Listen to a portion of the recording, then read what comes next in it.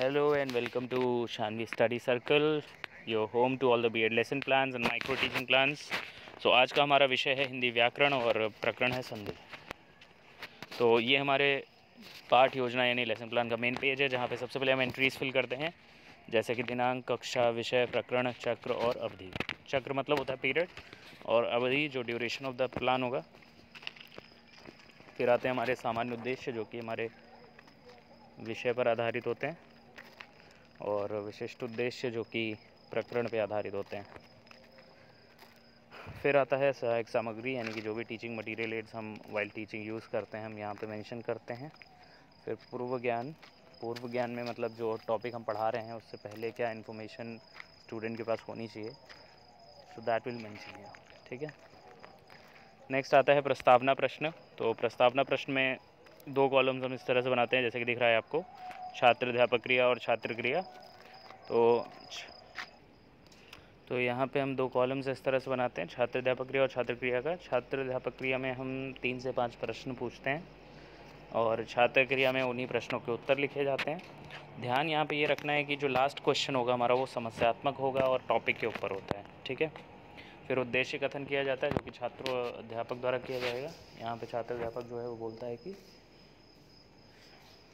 छात्रों, आज हम जो भी उसका प्रकरण है उसके विषय में विस्तार से अध्ययन करेंगे। फिर आता है प्रस्तुतिकरण का पार्ट।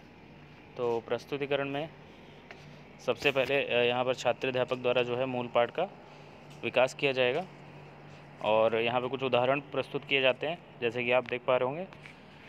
और फिर आता है निरीक्षण। तो यहाँ पे छात्र अध्यापक जो है छात्रों को ध्यान से उनको देखने के लिए कहता है, वर्ड्स को निरीक्षण करने के लिए कहता है।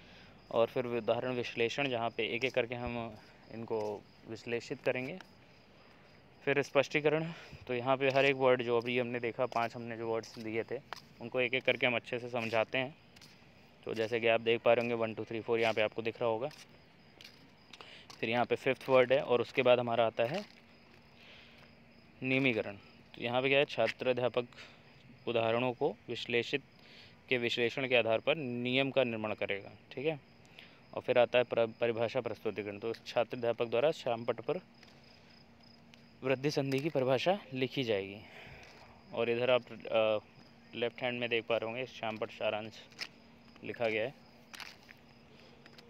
और फिर लेखन और निरीक्षण कार्य होता है, जहाँ पे जो छात्र अध्यापक है छात्राओं को चार्ट पर लिखे उदाहरण को और श्यामपट्ट पर लिखी परिभाषा को अपनी उत्तर पुस्तिका में उतारने का निर्देश देता है, और स्वयं घूम कर कक्षा का निरीक्षण करता है, ठीक है।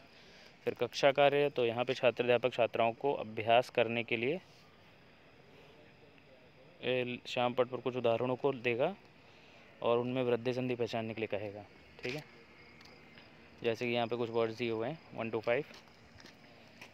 फिर गृह कार्य होता है, तो यहाँ पे 2 गृह कार्य दिए जाते हैं, जैसे कि आप देख पा रहे होंगे। सो इस तरह से व्याकरण में, हिंदी में एक व्याकरण का प्लान बनता है। और thanks for watching this video. Like and subscribe for more plans, and don't forget to share also.